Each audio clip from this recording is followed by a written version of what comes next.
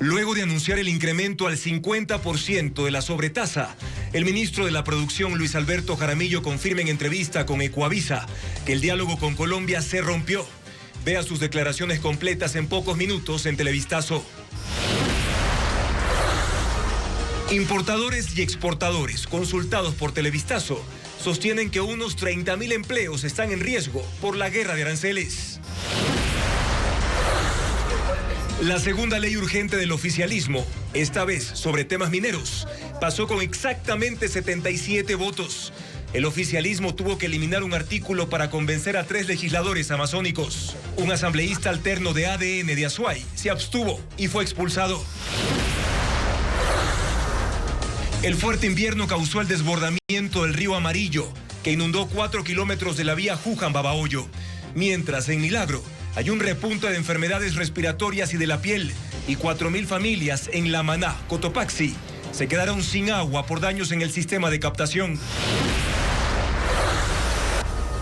El aumento en el nivel del embalse de la central Toachi-Pilatón afecta a comunidades aledañas por el riesgo de inundaciones. Hay reclamos porque Selec ofreció limpiezas y obras que no ha cumplido.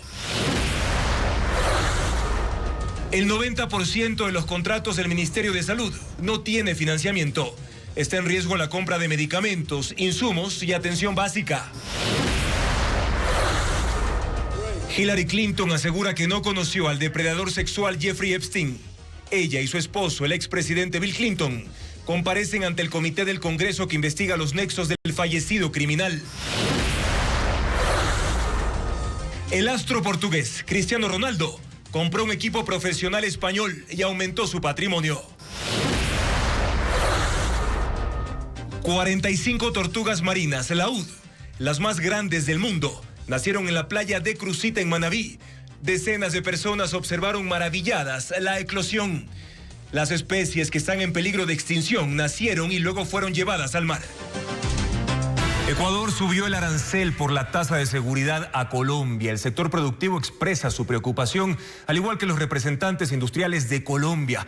Además, el ministro de Producción y Comercio Exterior de Ecuador hizo un importante anuncio sobre la relación con el vecino país. Con esta noticia, amigos, comenzamos Televistazo Estelar. Los esperamos también en nuestra web, ecuavisa.com y Ecuavisa Play, donde pueden ver esta emisión en vivo. Bienvenidos.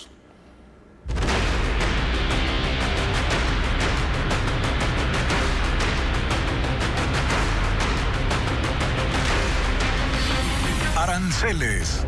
Más castigo desde Ecuador.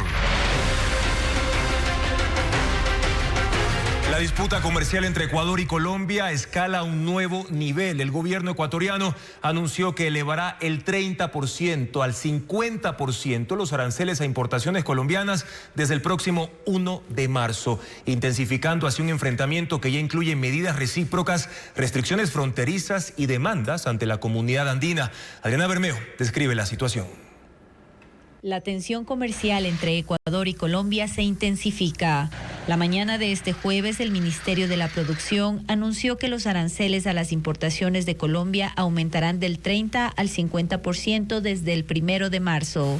En un comunicado, el gobierno ecuatoriano dijo que tomó la decisión tras constatar la falta de implementación de medidas concretas y efectivas en materia de seguridad fronteriza por parte de Colombia y para fortalecer la corresponsabilidad en una tarea que debe ser conjunta: enfrentar la presencia del narcotráfico. Esto ocurre menos de 24 horas después de que la canciller Gabriela Sommerfield asegurara que hay diálogo entre Ecuador y Colombia. Se mantiene el diálogo. Nuestro embajador en Colombia tiene permanente comunicación en Colombia con las autoridades y lo propio hacemos aquí. La guerra arancelaria se inició por decisión del presidente Daniel Noboa, bautizando el recargo como una tasa de seguridad a las importaciones colombianas. La medida rige desde el 1 de febrero y como respuesta, Colombia castigó a Ecuador con el mismo porcentaje de arancel desde el 24 de febrero. Son 73 subpartidas agrícolas e industriales las afectadas, que representan la tercera parte de las exportaciones ecuatorianas al vecino país.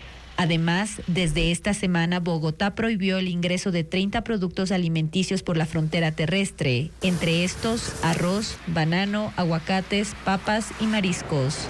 En el plano institucional, Colombia activó 2 demandas ante la Comunidad Andina de Naciones, argumentando que la tasa de seguridad debe ser calificada como un gravamen y ser considerada una violación a las normas de la CAN. Ecuador, de su parte, hizo 3 reclamos formales contra Colombia por la vulneración a compromisos adquiridos en temas de seguridad. Hasta el momento, el gobierno colombiano no ha respondido ante el nuevo incremento de la tasa de seguridad. Esta tarde entrevistamos al ministro de Producción y Comercio Exterior, Luis Alberto Jaramillo, sobre la decisión del gobierno ecuatoriano de aumentar el arancel a las importaciones de Colombia del 30 al 50%. En este contexto, el funcionario hizo un anuncio sobre las relaciones entre ambos países. Veamos. Ministro Jaramillo, ayer la canciller Gabriela Sommerfeld dijo que se mantenía el diálogo con Colombia y en menos de 24 horas Ecuador incrementa los aranceles. ¿Por qué cambió de esa forma la estrategia? Bueno, debo decir, Juan Carlos, de que no hay diálogo en este momento. Se ha cortado el diálogo con Colombia, ¿no? Y por eso la medida tomada. Pero más allá de que se ha cortado el diálogo, no hemos recibido una respuesta favorable por parte de Colombia.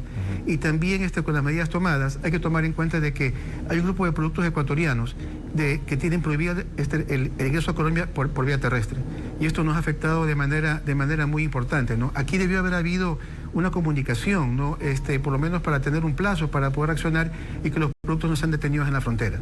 Ministro, ¿por qué entonces se trata de una medida muy fuerte, unilateral? Sí. ¿Y por qué entonces se rompió ese diálogo? ¿Qué pasó con esas conversaciones que hasta ayer la canciller dijo que se mantenían? Se han roto de manera unilateral, había una comunicación que se estaba dando, ¿no? Pero lamentablemente no ha habido respuesta y tampoco ha habido diálogo. Y por eso la medida tomada. Y en esta coyuntura, entonces, ministro, ¿cuál es el siguiente paso de Ecuador? ¿Hasta cuándo ustedes van a mantener ese 50% del arancel anunciado hoy? Bueno, sí, por supuesto, Juan Carlos. Mire, la medida, aquí, en este momento la respuesta tiene que ser del lado colombiano. O sea, la solución del problema es de la voluntad política de Colombia para resolverlo. O sea, en este momento la pelota está en la cancha de Colombia y se requiere una respuesta por parte de ellos. ¿Y qué respuesta esperan ustedes entonces, ministro de Colombia? ¿Qué debería hacer Colombia para que ustedes se echen atrás con esta decisión del 50% de arancel? Bueno, pues esperamos una respuesta positiva en cuanto a mayor control en la frontera. O sea, la medida fue tomada por seguridad. O sea, no puede haber comercio sostenible si no hay control en frontera y seguridad, Juan Carlos. Así que es lo que estamos esperando de parte de Colombia, una respuesta favorable para mayor control en frontera. Ahora, ministro, Ecoavisa ha conversado con varios sectores empresariales, exportadores e importadores. Hay preocupación e incertidumbre, calculan que están en riesgo 32.000 empleos. Además, se proyecta 70% en pérdidas en importaciones y 15% en exportaciones. El gobierno tiene esas proyecciones, ministro. Además, tomando en cuenta estos datos que le acabo de mencionar, ¿qué va a hacer la actual administración para sostener la economía del sector productivo que tiene estrecha relación con Colombia? A ver, al respecto tenemos nuestras estimaciones. No tenemos esos números, ¿no? Obviamente, ¿no? Aquí más bien, Juan Carlos, ¿no? Por el lado de lo que se importa de Colombia vemos una oportunidad. O sea, tenemos productos tan diversos, productos como alimentos y bebidas, como productos también como productos plásticos, como juguetes, como metales, como textiles, que más bien es una oportunidad para Ecuador para poder incrementar sus ventas localmente. Ahora, claro, aquí no queremos nosotros que sea algo permanente. Aquí lo que se desea es que haya la voluntad política de Colombia para que el tema se resuelva y se solucione. Por el lado de las exportaciones de Ecuador hacia Colombia, tenemos de que con la medida tomada hasta ahora por Colombia, tenemos de que están afectados 1/3 de nuestras exportaciones. Y estimamos un volumen a data del año pasado de entre 6 y 7 millones de dólares mensuales. Pero ahora, claro, en este momento ha habido una rebaja de las exportaciones, ¿no? Pero repito, ¿no? Aquí, en este caso, se requiere una respuesta positiva. Es la voluntad política de Colombia para resolver este tema de seguridad. Pero ¿qué le diría usted al sector exportador, al sector importador, al sector productivo ecuatoriano que importa productos incluso como materias primas e insumos, que está sumamente preocupado por este incremento que pasa del 30 al 50%, ministro? Claro, Juan Carlos, mire, yo también he importado de Colombia, ¿no? Yo también he sido importador de productos de China, de otros mercados y también de Colombia, ¿no? O sea, no necesariamente Colombia es la mejor opción en precios, tal vez sí logísticamente, ¿no? Yo creo de que a largo plazo, a mediano plazo, esta es una oportunidad para Ecuador, para poder reducir su déficit comercial. Pero ese no es el espíritu de esta medida, ¿no? Lo que se requiere control de frontera y seguridad. Eso es lo que se necesita. Y el gobierno de Daniel Noboa, entonces, ministro, ha previsto resolver el tema de la seguridad fronteriza y los aranceles directamente con el presidente de Colombia, Gustavo Petro. ¿Hay la posibilidad de un acercamiento en ese sentido? Bueno, a ver, la tasa de seguridad es puesta obviamente, ¿no? Porque se requieren muchos recursos para poder implementar en estos lados de control de frontera. Se requieren tropas, se requieren cuarteles, se requieren también el rancho de los soldados, municiones, armamento, etcétera, ¿no? Y por eso la tasa de seguridad.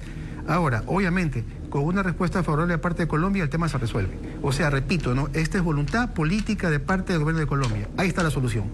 Muchas gracias, ministro Luis Alberto Jaramillo, por su tiempo para responder a estas inquietudes.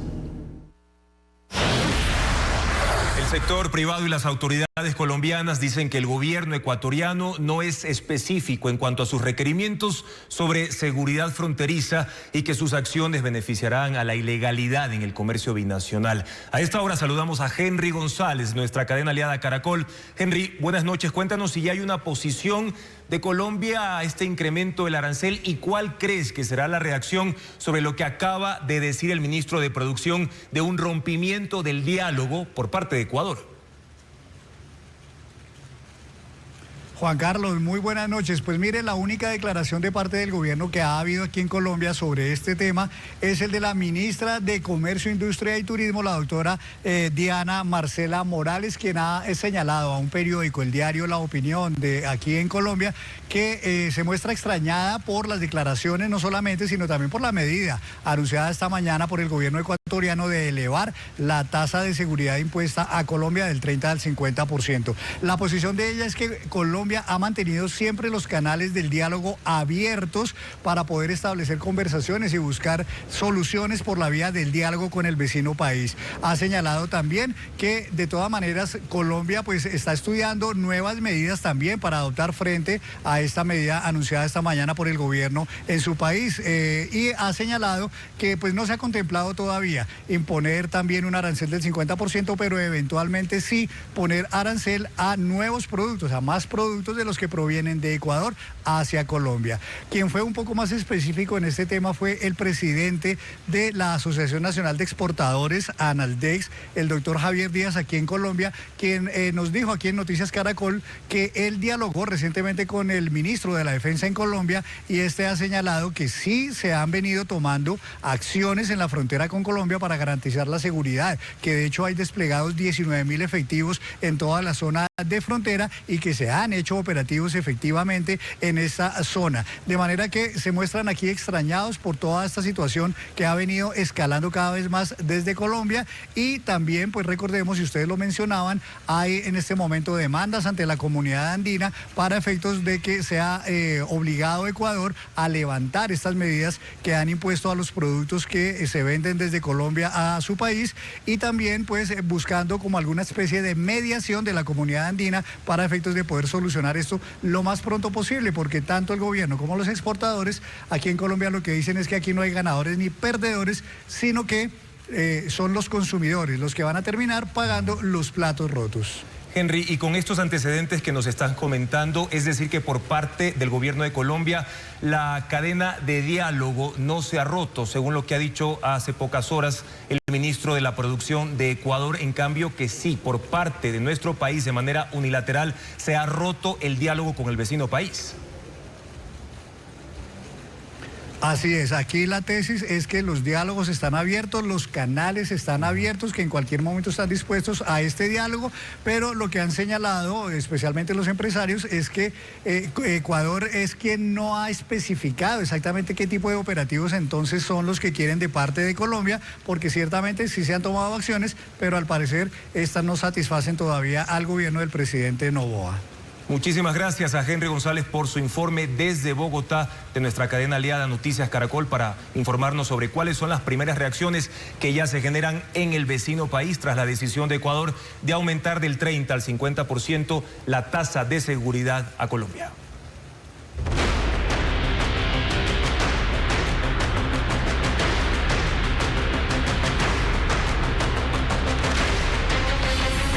Ley minera. Reformas y controles.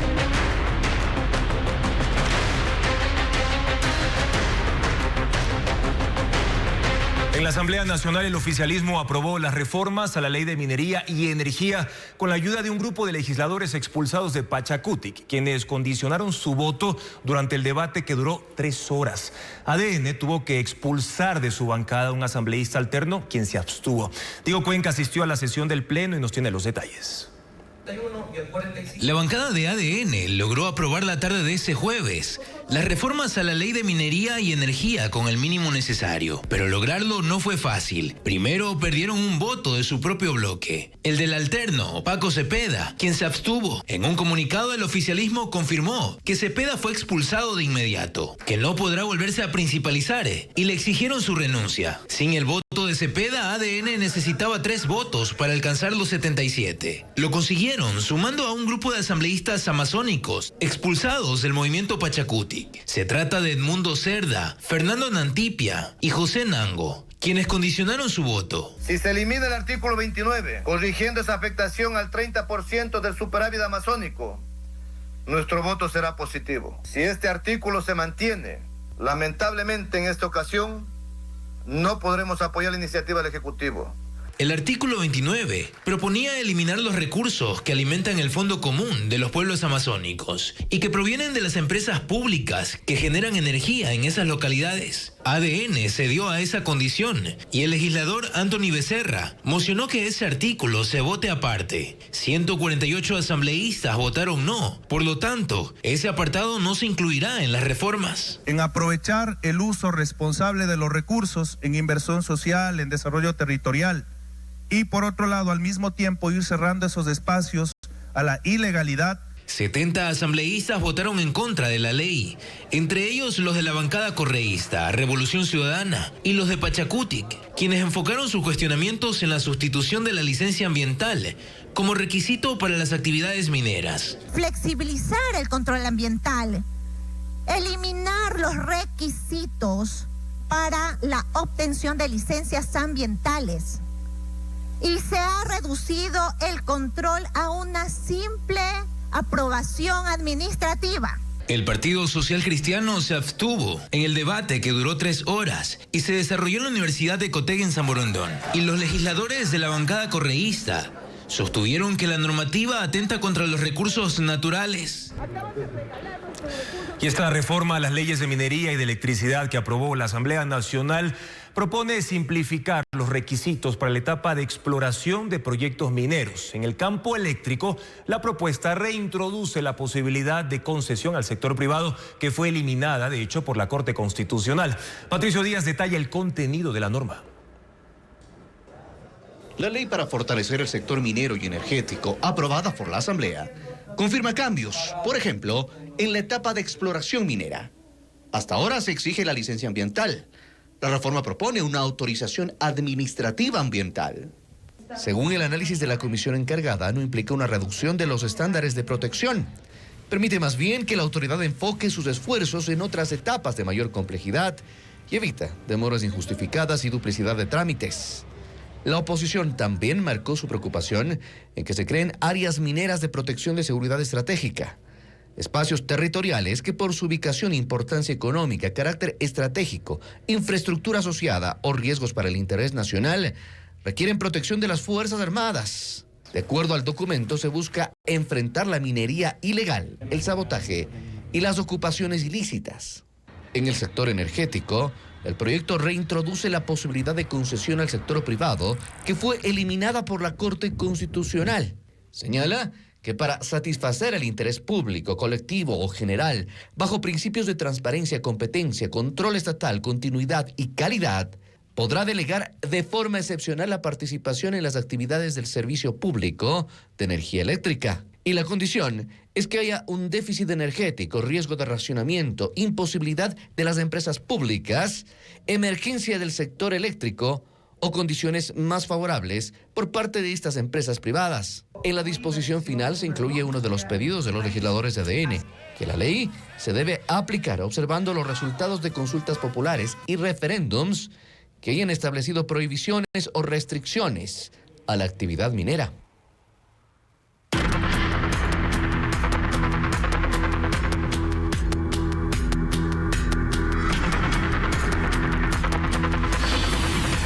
invierno. La gente sufre su efecto.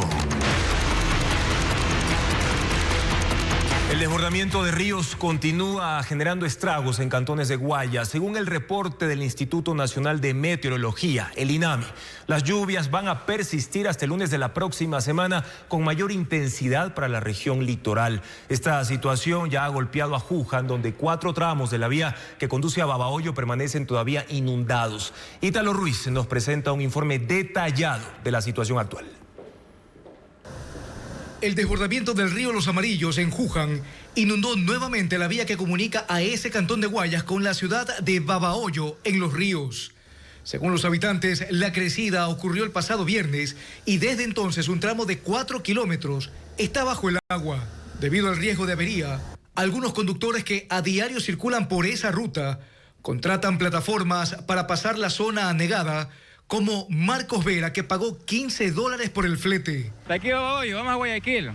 O si no, el daño le cuesta más. El daño en el vehículo es peor. En 4 horas, Jorge del Rosario hizo 6 viajes. Y es una forma de ayudar a la ciudadanía, porque lo que consumen los riesgos somos nosotros. Esta gasolinera que está bajo el agua y los 8 negocios ubicados en la entrada del recinto La Carmela permanecen cerrados desde que comenzaron las lluvias. Los habitantes del sector de La Carmela en el kilómetro 3 de la vía Juján-Babahoyo salen a la carretera a tratar de ganarse unos centavos, guiando a los conductores o empujando sus vehículos si quedan averiados, en vista de que en 1 semana y media las aguas no han bajado y en esta zona el comercio se encuentra paralizado. Claro, pues no hay nada, pues, patrón, ni trabajo para adentro. Pues esa es la problemática que pasa todos los años con esta inundación aquí. Por ahora, una de las 3 rutas alternas propuestas es Baba, San Joaquín, El Jobo, Rosa de Oro, La Victoria.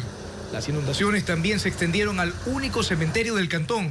En este sitio, que se encuentra al ingreso de Juján, más de un centenar de bóvedas están sumergidas y permanecen así buena parte del año, según habitantes.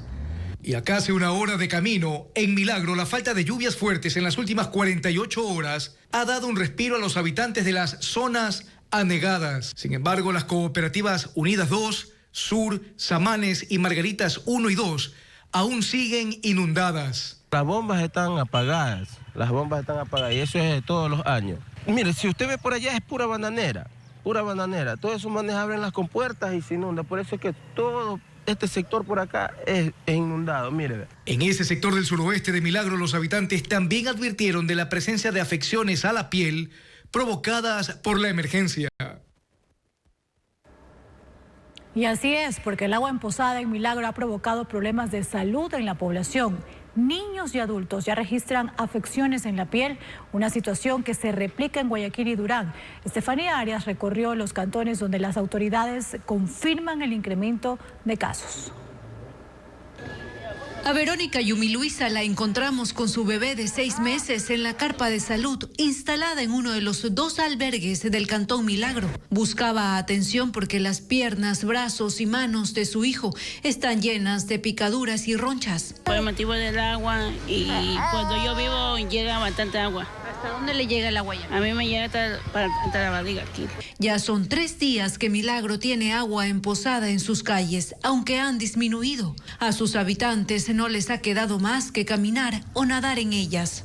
Hay basura, hay palo, hay bicho, hay de todo, hay hormigas, todo hay ahí. El médico general de la Universidad de Milagro, Tyron Cabrera, alerta que el contacto con estas aguas trae problemas a la salud. Afecta a la piel, a tejidos blandos, a infección de heridas que ya existen, teniendo en consideración que muchas veces por el aumento de las aguas surgen los vectores, salen las cucarachas, salen los ratones, y entonces esto es un caldo de cultivo para que haya enfermedades por doquier. Agrega que son los niños y los adultos mayores los más afectados. Picazón, generalmente en las zonas que ya han estado expuestas al agua contaminada, luego comienzan a haber decoloraciones o coloraciones anómalas en la piel, se pone roja, puede ponerse incluso un poquito pálida y ya comienzan a establecerse lesiones como ronchas.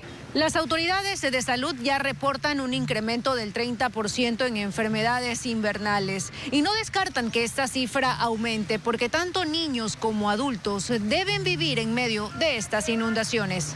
La temporada invernal también ha pasado factura está en Guayaquil.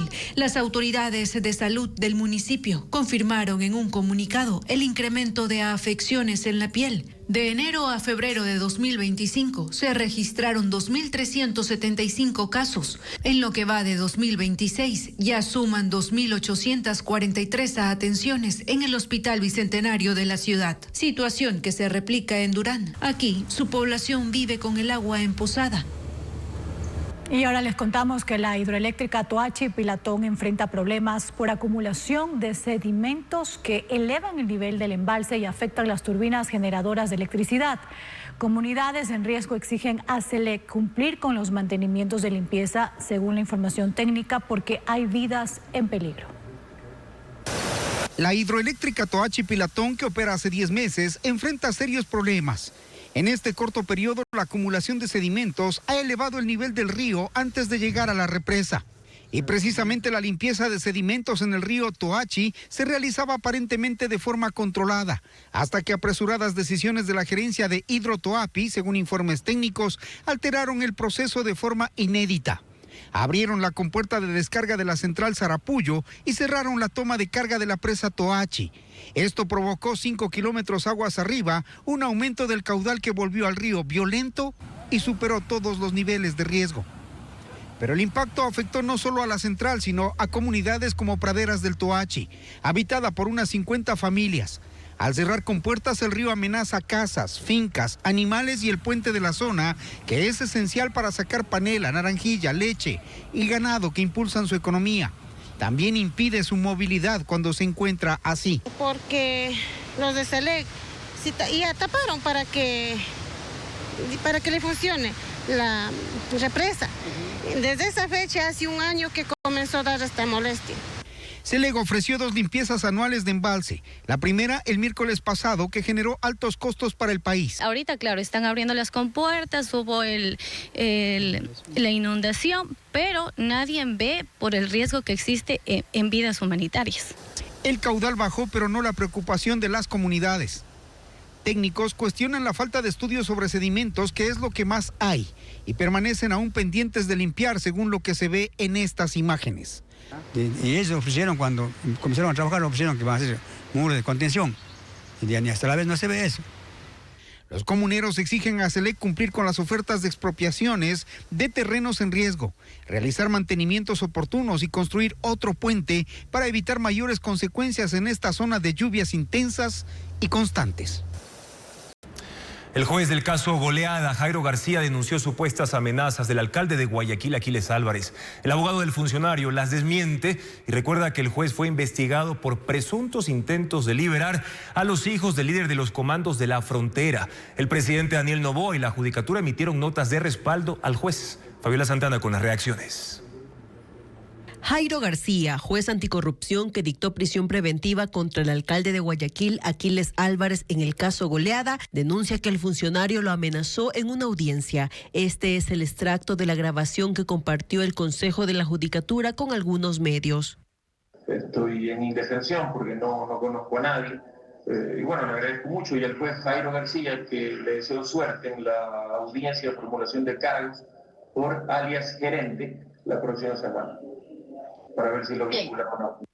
Fue en una audiencia de habeas corpus a favor de Álvarez el 14 de febrero. Mientras tanto, el abogado del alcalde dijo que no hubo amenaza.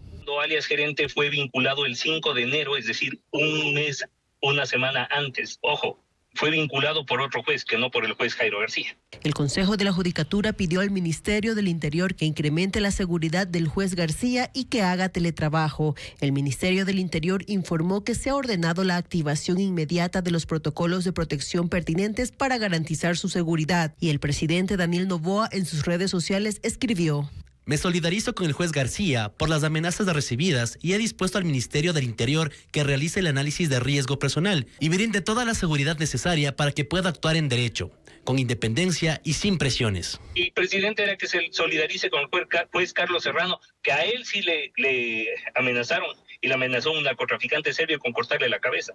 El abogado de Álvarez recordó que el domicilio de García fue allanado el 16 de enero de 2025, junto al de los jueces Cristian Quito y Gabriela Lara por el caso Fachada. La formulación de cargos será el 6 de marzo solo contra Lara. Hace 2 días el Consejo de la Judicatura destituyó a 2 jueces y salvó a García. El caso Fachada investiga supuestos intentos de liberar a los hijos de alias gerente líder de los comandos de la frontera en el proceso de delincuencia organizada.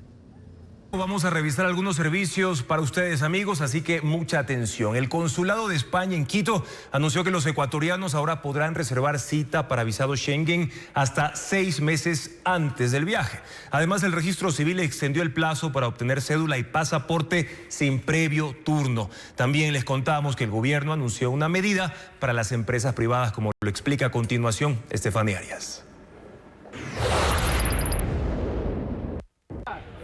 El Consulado de España en Quito informó en su cuenta X que ahora se puede reservar la cita para la solicitud de visa Schengen hasta con 6 meses de anticipación a la fecha del viaje. Ecuador es uno de los 9 países de América Latina que necesita este documento para ingresar al país ibérico, ya que es uno de los principales destinos que eligen al visitar Europa.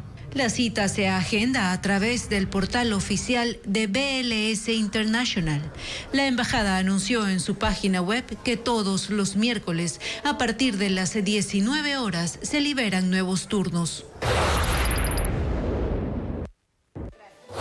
La ciudadanía puede obtener la cédula y el pasaporte sin turno. Así lo anunció el Registro Civil, que extendió el plazo hasta el 31 de julio.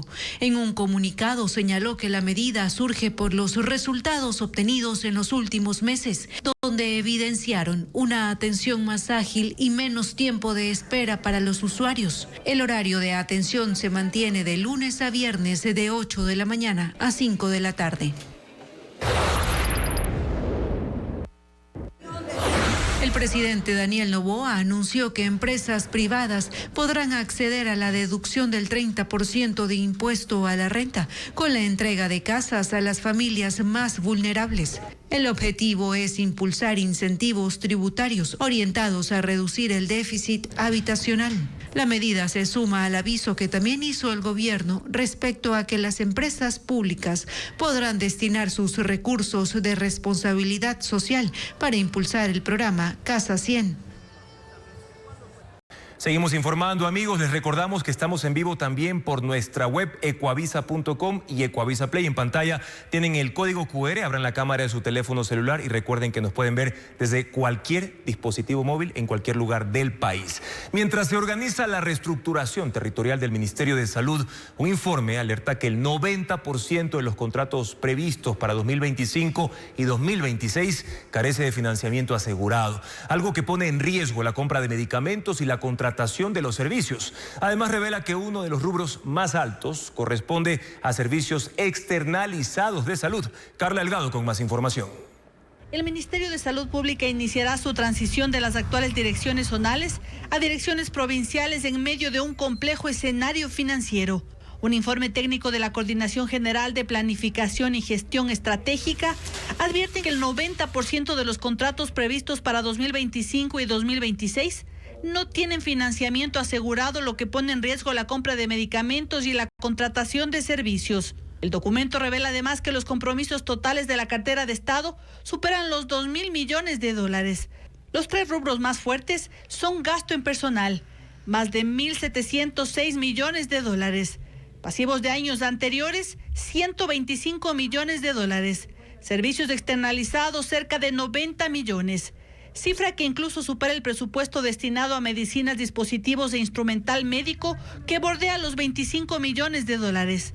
Para el ex viceministro de Salud, Marcelo Aguilar, estas cifras reflejan un debilitamiento del rol estatal en materia sanitaria. Una de las características es prácticamente un deslindamiento de la responsabilidad del gobierno con la responsabilidad estatal de ofrecer salud. Aguilar advierte que el peso de los servicios externalizados, al igual que ocurre en el IES, podría llevar a situaciones riesgosas para la operatividad del sistema público de salud.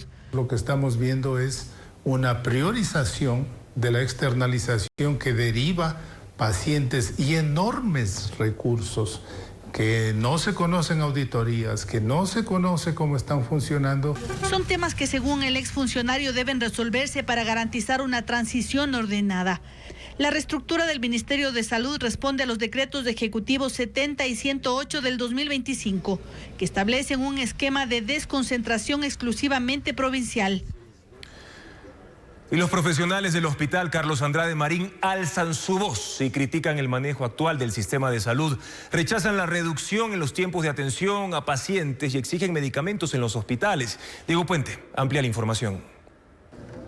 Por primera vez, médicos, enfermeros y técnicos de un hospital de la Seguridad Social se organizan y critican frontalmente la actual política sanitaria del gobierno. Son los profesionales del Hospital Carlos Andrade Marín en Quito, que en una carta enviada a la gerente Lidia Carrera invocan el derecho a la resistencia frente a políticas que dicen están vulnerando sus derechos y de los pacientes. En el documento se lee: ustedes, como máximas autoridades de esta prestigiosa institución, tienen la obligación de dar a conocer las falencias y toma de decisiones erradas de quienes tienen el poder de decidir sin conocimiento cómo se maneja un hospital de tercer nivel. En los últimos años, nuestra voz ha ido apagando y hemos sido solamente unos realizadores de lo que nos dicen la gente de arriba.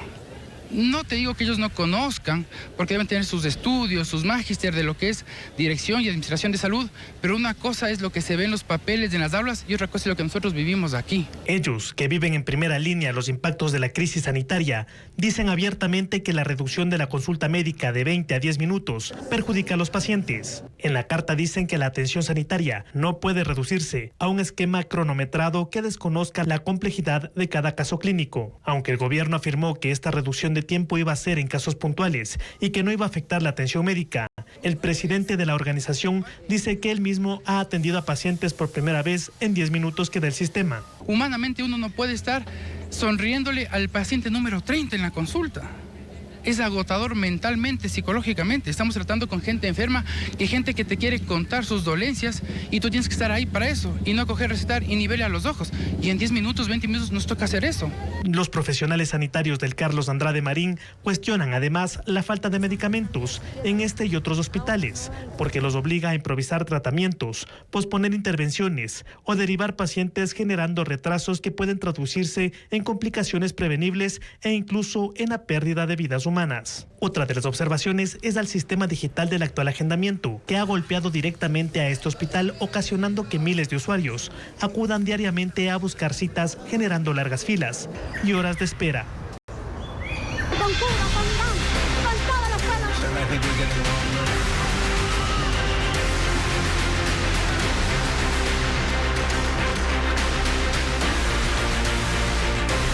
Mundo.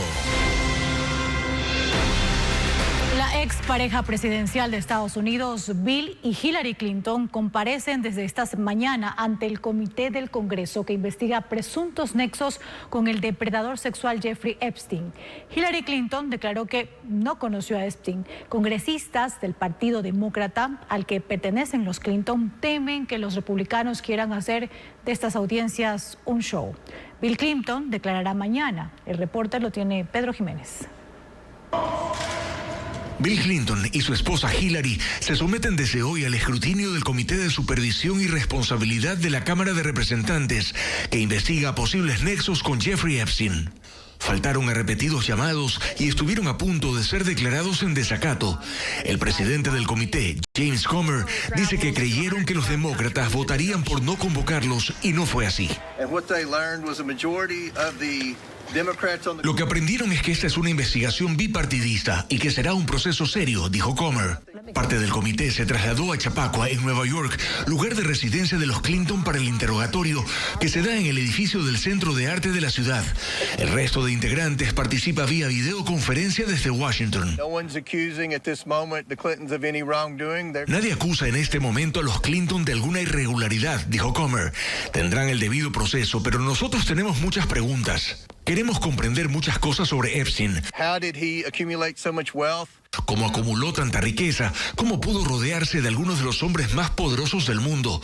¿Fue un activo para nuestro gobierno o para cualquier otro? De la declaración de hoy de Hillary Clinton, trascendió que dijo no haber conocido a Jeffrey Epstein y que increpó a sus interpelantes diciendo que se concentran en ella para desviar la atención en lugar de centrarse en por qué el Departamento de Justicia habría retenido documentos en los que una sobreviviente de Epstein acusó a Donald Trump de cometer delitos graves.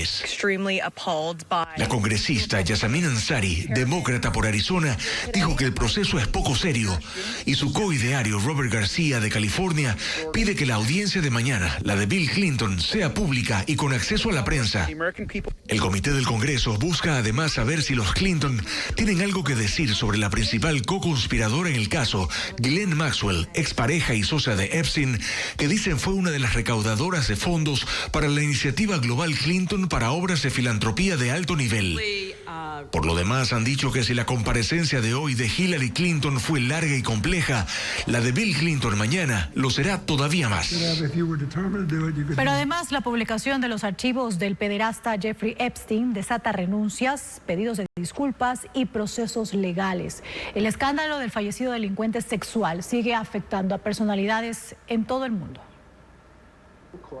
Millones de archivos del caso Epstein, liberados por el Departamento de Justicia de Estados Unidos el 30 de enero, siguen causando conmoción. Hoy se conoció la renuncia del director ejecutivo del Foro Económico Mundial, el noruego Borge Brend, tras revelarse que participó en 3 cenas de negocios con Epstein entre 2018 y 2019 y mantuvieron intercambio de mensajes.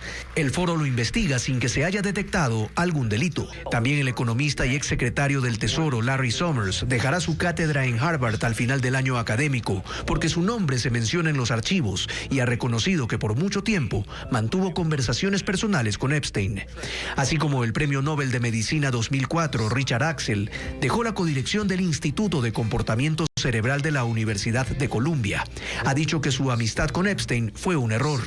Otras renuncias son las de Catherine Rumler, abogada principal de Goldman Sachs y ex asesora de Barack Obama, que aconsejaba a Epstein sobre cómo responder preguntas por sus delitos sexuales y evitar el escrutinio mediático. A cambio, recibió regalos de lujo. Otras dimisiones son las de Brad Karp, presidente del bufete de abogados Paul Weiss, Thomas Pritzker, presidente ejecutivo de Hyatt, y Miroslav Lajak, asesor de seguridad nacional en Eslovaquia. El filántropo y cofundador de Microsoft, Bill Gates, se disculpó con el personal de su fundación por su relación con Epstein y reconoció romances con mujeres rusas que conoció a través de él. Ninguno de esos casos está en etapa judicial, excepto los de los británicos Andrés, ex príncipe de Inglaterra, y Peter Mandelson, ex embajador en Estados Unidos, que la semana pasada fueron detenidos por la policía e interrogados hasta por 12 horas en una comisaría por sus vínculos con Epstein. El régimen cubano atacó una lancha rápida con matrícula de Florida en las costas norte de la isla. Aseguran que los ocupantes buscaban realizar una infiltración terrorista. El incidente dejó 4 muertos y 6 heridos. El secretario de Estado de Estados Unidos, Marco Rubio, aseguró que investigarán los hechos y responderán en consecuencia. Autoridades de La Habana interceptaron una lancha con 10 personas. El incidente se registró en aguas del Atlántico, cerca de Cayo Falcones, en la provincia de Villa Clara. Según la versión del Ministerio del Interior, los tripulantes desobedecieron una orden de detenerse, abrieron fuego y eso desató un enfrentamiento. De los 10 ocupantes, 4 murieron y 6 resultaron heridos. Dijeron que en la lancha hallaron fusiles de asalto, armas cortas, explosivos, chalecos antibalas y uniformes de camuflaje que no han sido mostrados públicamente. El canal Cubavisión relató que todos los tripulantes son cubanos residentes en Estados Unidos. La Fiscalía General del Estado de Florida abrió una investigación del caso. Por su parte, el secretario de Estado, Marco Rubio, aseguró que fue notificado del incidente por el régimen de La Habana y que obtendrá su propia información para determinar exactamente lo ocurrido y que responderán en consecuencia.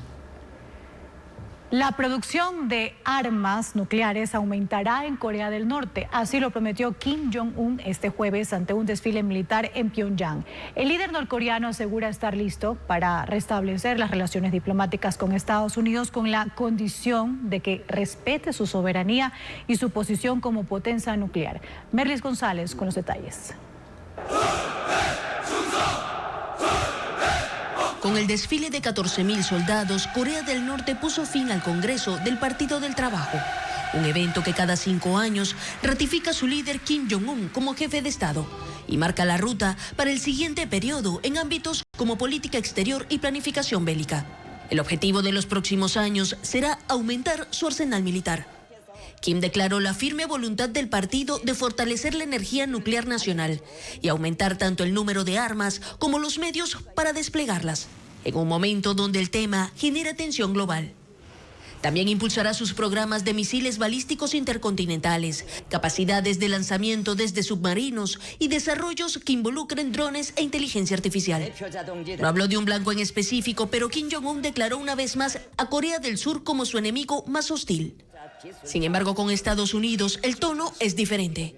Dice estar dispuesto a restablecer las relaciones diplomáticas si Washington respeta su soberanía, la forma de gobierno y su posición como potencia nuclear. Sus declaraciones se dan en medio de especulaciones sobre una posible reunión con el presidente estadounidense Donald Trump en abril. Irán y Estados Unidos concluyeron en Ginebra, Suiza, la tercera ronda de negociaciones sobre el programa nuclear iraní con algunos avances. La delegación iraní dijo que se encamina al levantamiento de ciertas sanciones y anunció una cuarta ronda para la próxima semana en Viena, sede del Organismo Internacional de Energía Atómica. Los diálogos ocurren en medio de la creciente presencia militar estadounidense en la zona del Golfo Pérsico, donde ha ubicado 2 portaaviones, decenas de buques de guerra, con lo que amenaza con un ataque a Irán si no se desisten de sus actividades de enriquecimiento de uranio y de apoyo a milicias extremistas en países de la región. Y ahora les contamos que China ofreció una exhibición de robots humanoides con inteligencia artificial durante la visita del canciller alemán Friedrich Merz a la ciudad de Guangzhou.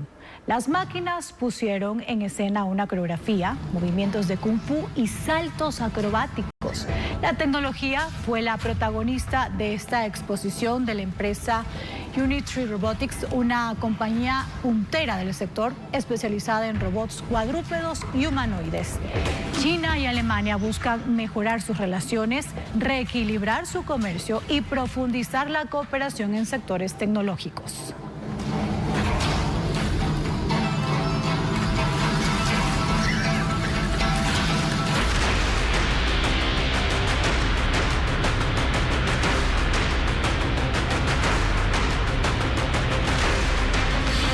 Aranceles. Más castigo desde Ecuador. Ahora retomamos la noticia del día, el incremento de la sobretasa a las importaciones de Colombia al 50%. Televistazo conversó más temprano con el ministro de Producción, Luis Alberto Jaramillo, y él reveló que el diálogo se cortó por completo. Escuchemos un extracto. Debo decir, Juan Carlos, de que no hay diálogo en este momento. Se ha cortado el diálogo con Colombia, ¿no? Y por eso la medida tomada. Pero más allá de que se ha cortado el diálogo, no hemos recibido una respuesta favorable por parte de Colombia. Y también con las medidas tomadas hay que tomar en cuenta de que hay un grupo de productos ecuatorianos que tienen prohibido el ingreso a Colombia por vía terrestre. Y esto nos ha afectado de manera muy importante, ¿no? Aquí debió haber habido una comunicación, ¿no? Por lo menos para tener un plazo para poder accionar y que los productos no sean detenidos en la frontera. ¿Qué pasó con esas conversaciones que hasta ayer la canciller dijo que se mantenían? Se han roto de manera unilateral, o sea, había una comunicación que se estaba dando, ¿no? Pero lamentablemente no ha habido respuesta y tampoco ha habido diálogo. O sea, la solución del problema es de la voluntad política de Colombia para resolverlo. O sea, en este momento la pelota está en la cancha de Colombia y se requiere una respuesta por parte de ellos. ¿Y qué respuesta esperan ustedes entonces, ministro de Colombia? ¿Qué debería hacer Colombia para que ustedes se echen atrás con esta decisión del 50% de arancel? Bueno, pues esperamos una respuesta positiva en cuanto a mayor control en la frontera. O sea, la medida fue tomada por seguridad. O sea, no puede haber comercio sostenible si no hay control en frontera y seguridad, Juan Carlos. Pero ¿qué le diría usted al sector exportador, al sector importador, al sector productivo ecuatoriano que importa productos incluso como materias primas e insumos, que está sumamente preocupado por este incremento que pasa del 30 al 50%, ministro? Claro, Juan Carlos, mire, yo también he importado de Colombia, ¿no? Yo también he sido importador de productos de China, de otros mercados y también de Colombia, ¿no? O sea, no necesariamente Colombia es la mejor opción en precios, tal vez sí logísticamente, ¿no? Yo creo de que a largo plazo, a mediano plazo, esta es una oportunidad para Ecuador, para poder reducir su déficit comercial, pero ese no es el espíritu de esta medida, ¿no? Lo que se requiere es control de frontera y seguridad, eso es lo que se necesita. Y esta entrevista también la pueden revisar, amigos, en nuestra página web ecuavisa.com y en la aplicación Ecuavisa Play. Y profundizando en este tema, miles de empleos están en riesgo en medio de la creciente tensión comercial entre Ecuador y Colombia, luego de más de un mes sin acuerdos. Los sectores productivos rechazan las decisiones arancelarias adoptadas por ambos gobiernos y advierten que la incertidumbre ya genera impactos económicos. Joel Vanegas con más detalles. Según el sector productivo del Ecuador, 32,000 empleos están en riesgo por la guerra arancelaria con Colombia. El rechazo se mantiene ante el nuevo incremento de aranceles. Entendemos que ante problemas reales que deben discutirse, que deben atenderse, como es el de seguridad y el de la vida de frontera, no puede ser el castigo a la relación comercial, porque ese castigo a la relación comercial deriva en el empobrecimiento de la ciudadanía. Desde la Cámara de Industrias dicen que la tensión crece y genera impactos económicos concretos y que para las empresas y comercios no hay nada peor que la incertidumbre. Y cuando nosotros tenemos un escenario de caos, lo que viene es el contrabando. También hay reacciones desde el sector automotriz, uno de los perjudicados en este conflicto comercial, que no esperaban un incremento de aranceles a las exportaciones colombianas. Había todavía un proceso que estaba en marcha de negociación y de conversaciones con sus pares colombianos. Por lo tanto, teníamos la expectativa de que esto pueda resolverse. Y que ahora se teme que Colombia reaccione y tome una decisión parecida a la que Ecuador ha anunciado. De la noche a la mañana se puede prácticamente bloquear el comercio y la actividad empresarial en el país y a la par abrir las puertas al comercio ilícito. Los sectores de la producción exigen que los dos países solucionen el inconveniente inmediatamente, porque el paso de los días incrementará las pérdidas a ambos lados de la frontera. En el puente internacional de Rumichaca, del lado colombiano, crece la preocupación por el cobro de aranceles a más de 72 productos de origen ecuatoriano. Según agentes aduaneros de Ipiales, el tránsito se ha reducido en 80%, lo que acelera la pérdida de empleos en esa zona. Tenemos un informe de nuestra cadena aliada Noticias Caracol. Llenas de productos y generando gran cantidad de empleos, permanecían las bodegas aduaneras en Ipiales. Hoy, el 80% de las mismas están vacías. Desde hoy, ya los depósitos habilitados de Ipiales, el personal de bracero y toda la cadena del comercio exterior en empleo formal e informal, directo e indirecto, ya afectados al 100%. Ipiales y Tulcán, ciudades fronterizas, viven del comercio internacional. Se ha disparado mucho la falta de empleo. Hay mucha gente que ya les han suspendido los contratos de trabajo por esto, y ayer precisamente nos comentaban que ya muchas agencias están sacando a los funcionarios de vacaciones. Se trata de comerciantes, agentes aduaneros y sobre todo estibadores que viven del cargue y descargue. Ayer hablábamos de alrededor más de 2.700 familias. Entonces estamos hablando de un núcleo que se componen de 4 y hasta 5 personas por familia que tienen que salir a estudiar, universidades, colegios, arriendos. Entonces, mira que el impacto sí va a ser demasiado negativo para nuestra economía. Agentes aduaneros, transportadores y el sector comercial ya han llevado a cabo varias reuniones y están planteando medidas como tutelas, acciones populares y medidas judiciales que busquen precisamente atacar directamente ese tipo de medidas. En otros temas, la Corte Nacional de Justicia envió un comunicado de respaldo a la nominación de la jueza Mercedes Caicedo para la presidencia del Consejo de la Judicatura, pero algunos jueces están molestos por esa publicación. Dicen que no hubo votación y no representa la posición de todo el Pleno. Este miércoles, la Corte Nacional de Justicia tuvo sesión de pleno ordinario. Fue pública, pero trataron más puntos de forma reservada. Uno de ellos fue las descalificaciones que ha recibido la jueza Mercedes Caicedo en redes sociales. Sus compañeros se solidarizaron. Luego se publicó este comunicado. El Pleno de la Corte Nacional de Justicia informa que respeta y respalda la decisión adoptada por el presidente Marco Rodríguez de incluir a la doctora Mercedes Caicedo Aldaz en la terna remitida para la designación correspondiente en el Consejo de la Judicatura y que esta decisión refleja la unidad y cohesión de la institución. Sin embargo, algunos jueces mostraron su molestia por el comunicado. Informaron a Televistazo que no fue sometido a votación y no representa la posición de todo el Pleno. Según ellos, el respaldo a la jueza Caicedo fue por los ataques recibidos, no por su nominación a la presidencia de la Judicatura, hecho que ya causó inconformidad el pasado 12 de febrero. Otros jueces que también criticaron el envío del comunicado dijeron que dadas las circunstancias esperan que por lo menos Caicedo sí sea escogida para dirigir la Judicatura. La terna además está conformada por el juez provincial Óscar Chamorro y María Fernanda Morejón, funcionaria del actual gobierno. Esta terna está en trámite para elegir al vocal alterno de la presidencia y se activó a raíz del impedimento laboral que le apareció a Alexandra Villasís. Luego de la destitución de Mario Godoy, la Judicatura envió un segundo pedido para reemplazar al presidente titular. En el Consejo de Participación pedirán un informe jurídico para ver si se realiza un solo proceso, con la terna ya existente, para que de ahí se elija presidente y alterno. Y precisamente el Consejo de Participación Ciudadana trata con discrecionalidad los trámites para reemplazar a los vocales del Consejo de la Judicatura, mientras activó en tiempo récord el mecanismo para sustituir a Alexandra Villasís como suplente. Daniela Valencia explica que han transcurrido 8 días sin confirmarse la renuncia de Mario Godoy ni solicitarse una segunda terna.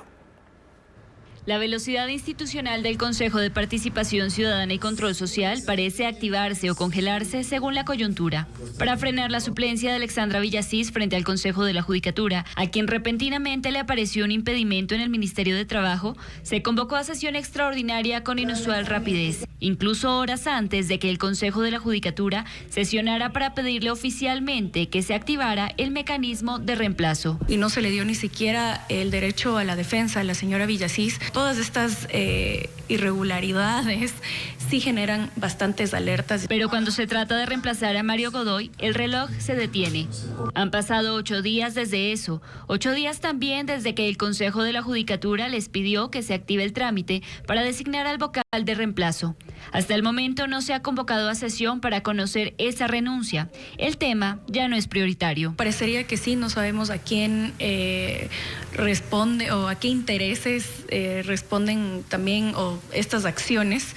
Eso es algo que también habría que preguntarle más que nada al señor Fantoni, porque él es la persona que tiene que poner esto en el orden del día. Los miembros del Consejo de Participación están próximos a terminar su periodo y probablemente incluso ciertas decisiones que tomen estén orientadas a quedar bien con gente que después los pueda ubicar en cargos públicos. Mientras tanto, el proceso para elegir al vocal suplente con la primera terna enviada por la Corte Nacional avanza. Se debe constituir una veeduría y los interesados para ello pueden postular hasta este viernes. De seguir el trámite, la designación del vocal alterno de la presidencia de la Judicatura durará un mes.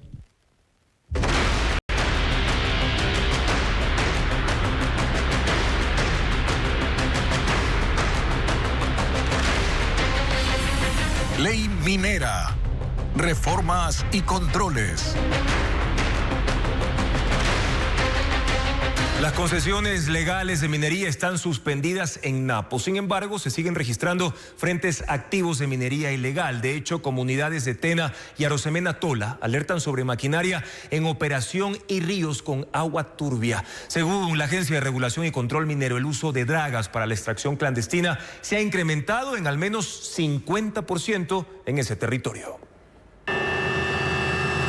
Han pasado 23 días desde que el gobierno suspendió las actividades de 55 concesiones mineras en la provincia de Napo.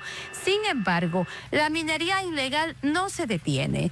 Líderes comunitarios y colectivos sociales de los cantones Tena y Arrosemena-Tola denuncian que la maquinaria sigue operando. Fotografías compartidas por habitantes evidencian excavadoras en funcionamiento en las localidades de Cindy, Latas y Punicotona en Tena. Mientras en Arrosemena-Tola, comuneros aseguran que existen 3 frentes de minería ilegal activos, con máquinas en los sectores de Moretecocha, Estrella del Oriente y Luz de América. Incluso afirman que estas actividades han intervenido en la concesión legal Vista Anzu. La preocupación crece en 5 comunidades rurales por donde atraviesa el río Chumbillacu, que desemboca en el río Anzu. Hay fuentes que están sucias. ¿Qué quiere decir? Que es que la minería ilegal está trabajando en las noches y se ha visto en estas zonas de las otras comunidades aledañas. Operadores de concesiones legales cuestionan que mientras a ellos se les exige paralizar sus actividades, mineros ilegales continúan operando. Nos vemos a sanciones internas, como son multas económicas y suspensión de las actividades. Según reportes del Ejército, se realizó una intervención en el sector San Francisco de Chucapi, en Arrosemena-Tola. En el operativo hallaron una excavadora, una clasificadora y tanques de combustible. Sin embargo, no hubo detenidos. El punto intervenido se ubica cerca de las zonas denunciadas por comuneros, aunque hasta el momento no se ha confirmado si se ejecutarán acciones en esos sectores. Al menos 8.000 hectáreas de bosque fueron talados para minería cerca de los ríos en Morona, Santiago. Hay preocupación por el impacto de esta actividad en la provincia y por la posible migración de grupos que ya no pueden operar en otros territorios como Napo. Diego Puente con el reporte de la situación. La minería avanza rápidamente por Morona, Santiago. Los ríos de la provincia amazónica, sobre todo en la frontera con Perú, son los más afectados. Un informe del Proyecto de Monitoreo de los Andes Amazónicos, MAP, por sus siglas en inglés, documenta la expansión de esta actividad en los últimos 4 años y la afectación a los ríos y a la vegetación. El MAP observó 3 casos. Hay actividad minera en las comunidades Shuar cerca del río Santiago, también cerca del río Zamora en el sur.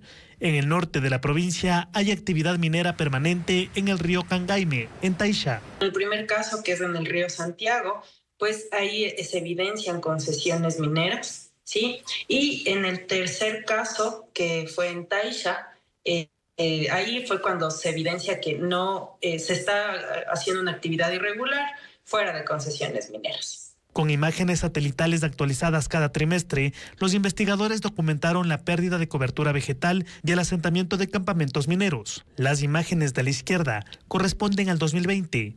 Y las de la derecha al 2025. En 2020 hubo 420 hectáreas perdidas por minería en los bosques amazónicos de esta provincia. En 2024 fueron el doble, 856 hectáreas, lo que equivale a 1.200 canchas profesionales de fútbol. Televistazo accedió al cantón Santiago de Méndez, donde la actividad minera es creciente. Según los moradores, las aguas del río Negro ya no son cristalinas, sino turbias y afectan a este balneario natural de 9.000 habitantes. Este video fue captado por comuneros. Se ve el cambio de la coloración de los ríos. La tonalidad amarillenta se produce por la presencia de lodos y sedimentos que deja la minería y por metales pesados y otro tipo de contaminantes usados para esta actividad. Los moradores aseguran que hay presencia de mineros ilegales en fincas privadas y temen que mafias ligadas a la extracción ilegal de Napo migren a estos territorios. 200 asesinatos en menos de 2 meses han ocurrido en la provincia de El Oro. Esta escalada de violencia responde a la guerra interna de los Lobos, grupo criminal que se fracturó en 2024. La mañana del martes, una mujer de 47 años fue asesinada dentro de su vehículo en Machala. Su esposo, empresario minero de Ponce Enríquez, a 1 hora de la ciudad, había denunciado extorsiones. Tras el crimen, la policía capturó a 2 sospechosos en motocicleta. No es un hecho aislado, es otra víctima de la guerra en El Oro del grupo criminal Los Lobos, fraccionado en 2 bandos. Lobos Espejo y Sao Box. Ecuavisa tuvo acceso a las cifras. En enero de 2026 hubo 95 asesinatos. En febrero, aunque aún no concluya, ya suman 105. En menos de 60 días, 200 crímenes. El 45% ocurrieron en Machala, puerto estratégico para el traslado de cocaína a Europa. El quiebre fue la división de los lobos en el 2024. Los registros reflejan 13 muertes en enero, 23 en abril. La fractura se dio a mediados de año y la violencia se disparó en junio con 88 asesinatos y diciembre cerró con 85. En 2025 la guerra se consolidó. Entre enero y noviembre se registraron 708 crímenes, casi un 40% más que el 2024. Un enfrentamiento criminal que ya suma los 1.000 asesinados. La mayoría son personas vinculadas a estos grupos. Pese a que desde el 31 de diciembre de 2025 el oro está en estado de excepción, la población sigue atrapada en medio del fuego cruzado. Y la policía decomisó un arsenal de armas de francotirador en 2 sectores de Guayaquil, mientras que en Quito y La Tacunga un joven fue detenido por presunta distribución de contenido de abuso sexual infantil. Merlin Ochoa nos relata los detalles de estos casos. Desde el miércoles, la policía realizó más de 50 allanamientos simultáneos en el Cantón Durán y en los sectores Esteros y Portete en el sur de Guayaquil. Tras el operativo denominado Apolo 8, 42 personas fueron detenidas. De ellas, 8 tienen antecedentes penales por tráfico de drogas, robo y extorsión. El hallazgo más alarmante fue un arsenal con 29 armas de fuego entre fusiles, pistolas y escopetas semiautomáticas, además de 9 miras telescópicas para francotiradores. Según la policía, es un armamento de alta precisión con un alcance de 500 metros. Entre los detenidos está un menor de edad. Los uniformados indican que 2 horas antes de su captura habría asesinado a 2 personas. Una de las víctimas era un adolescente. Allanamientos simultáneos en la Argelia Alta, en el sur de Quito, y en La Tacunga permitieron la detención de un joven de 19 años investigado por la distribución de material de abuso sexual infantil. El caso se seguía desde el año pasado y se presume que operaba desde el 2024. En la intervención se incautaron evidencias digitales. Según los uniformados, entre las víctimas hay familiares del sospechoso, quien podría cumplir una pena de hasta 13 años de prisión. Hacemos una nueva pausa comercial y al volver le contamos que 2 playas de Manabí fueron testadas.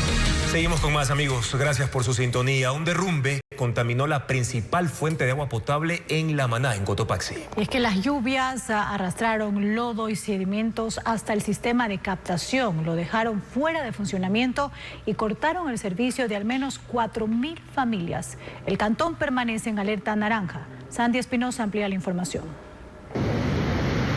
El invierno alcanza hasta los servicios esenciales en Cotopaxi. 4.000 familias en el cantón La Maná se quedaron sin agua potable, luego de que la planta de captación y tratamiento, ubicada a 20 kilómetros del centro urbano en la Reserva Ecológica Los Ilinizas, fuera afectada por deslizamientos. Las lluvias saturaron el suelo y parte de una montaña se desprendió en el sector El Tingo. El lodo y los sedimentos llegaron hasta el sistema de captación, contaminaron el agua y la dejaron no apta para el consumo humano. El área impactada está en una zona de laderas inestables y caminos difíciles, lo que complica las labores de limpieza y la rehabilitación del servicio.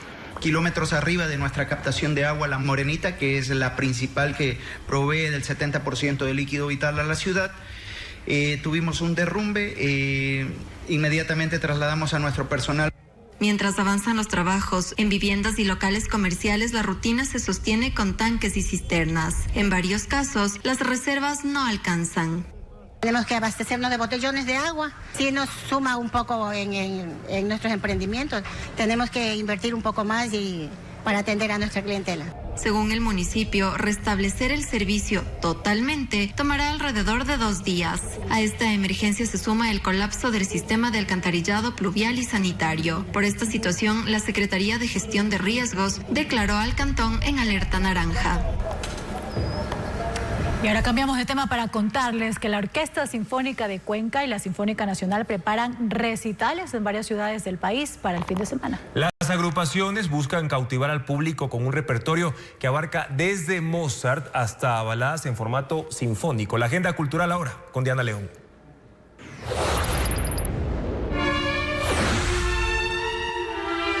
La obra maestra de Mozart, Requiem, será interpretada por la Orquesta Sinfónica de Cuenca este viernes. En la presentación intervendrán 4 solistas invitados y el coro sinfónico de Choral Academy, dirigido por Enrique Silva. El espectáculo gratuito iniciará a las 8 de la noche en la iglesia de Santo Domingo de la capital azuaya. Las tradiciones y paisajes de Japón destacan en esta exposición de calendarios inspirados en la nación asiática. Las impresiones plasman la cotidianidad de Japón a través de llamativas imágenes en alta calidad, técnicas de impresión y diseños. Se puede visitar sin costo en el Centro Cultural Puse de la capital, de lunes a viernes desde las 9 de la mañana. La Orquesta Sinfónica Nacional se une al Trío Colonial para una nueva edición del recital Baladas del Alma. El repertorio romántico incluirá temas de José José, Camilo VI, Los Iracundos, entre otros, con arreglos instrumentales. La presentación arrancará a las 8 de la noche en la Casa de la Música en Quito. 2 playas manavitas fueron testigo del nacimiento de 95 tortugas laúd, una de las especies más grandes del mundo marino y actualmente en peligro de extinción. Y al caer la noche, estos nuevos ejemplares fueron llevados al mar. Karen Ceballos con las imágenes de este emocionante suceso. 45 tortugas marinas laúd nacieron de un nido que fue localizado al norte de la playa de Crucita, en Manabí. La eclosión comenzó alrededor de las 4 de la tarde de ayer. Las especies fueron medidas y pesadas en una gramera. Se trató de un acontecimiento que llamó la atención de moradores y turistas que rodearon la malla plástica de seguridad que se ubicó para mantener distancia. Es que el último registro de nacimientos de estas tortugas en la provincia fue hace 5 años en el Cantón Sucre. Claro, en Crucita es el primer registro que se tiene. Sí, hemos tenido registros de anidación de laúd en el 2017, tuvimos 2 anidaciones, pero no hubo éxito de eclosión. A nivel internacional, la laúd está en peligro crítico de extinción. Es una especie que ya se consideraba ausente de la costa ecuatoriana. Sin embargo, este año la naturaleza sorprendió con más de 200 huevos entre todos los nidos localizados y que se encuentran bajo supervisión. Entre 6 y 7 nidos todavía existen en esta parte donde se está dando seguimiento. En Puerto Cabuyá, que también hay nidos, también ya están eclosionados, están saliendo. Allá está nuestro equipo de áreas protegidas y la Corazón y Fragatas. La presencia de tortugas laúd en playas manavitas tomó notoriedad el pasado 7 de enero, cuando una fue vista en Crucita intentando crear un nido. A esa tortuga se la llamó Vela. Esta primera eclosión corresponde a sus crías, que fueron liberadas al mar durante la noche. Las laúd son las tortugas marinas más grandes del mundo por sus casi 3 metros de longitud y hasta 1 tonelada de peso. El Ministerio del Ambiente confirmó este jueves que hasta ahora hay 95 crías de estas tortugas, ya que después de Crucita se sumó un segundo nacimiento de medio centenar de la especie en Playa Cabuyal de Sucre. Las eclosiones de los nidos restantes se darán en marzo. Qué maravilla, definitivamente. Gracias por su sintonía, amigos. Mañana en Contacto Directo estará Olivia Díaz Granados. Ella es directora ejecutiva de la Cámara Colombo Ecuatoriana de Industria, Comercio e Integración, para hablar sobre la escalada de la guerra arancelaria entre Ecuador y Colombia. Además estará con nosotros Brenda, la cantante ecuatoriana, contará su experiencia representando al país en Viña del Mar. Amigos, sigan las noticias a toda hora en ecuavisa.com. Información actualizada siempre con el sello de Televistazo. Buenas noches.